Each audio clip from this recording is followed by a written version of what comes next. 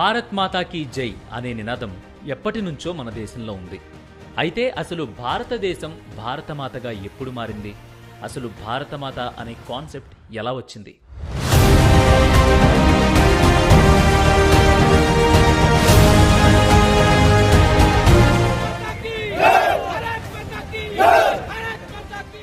పంతొమ్మిది 1905 సంవత్సరం బ్రిటిష్ పరిపాలనలో భారతదేశం నలిగిపోతున్న సమయం అది. అప్పుడే భారతమాత అనే పదం పుట్టింది. స్వాతంత్ర పోరాట యోధుడు అరబిందో ఘోష్ భారతమాత అనే పదానికి శ్రీకారం చుట్టారు.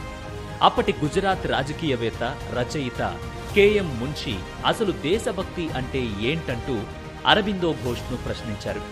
దానికి సమాధానంగానే బ్రిటిష్ పాలనలో భారత మ్యాప్ను చూపిస్తూ ఇది భారతమాత చిత్రం. ఇందులో నగరాలు, నదులు,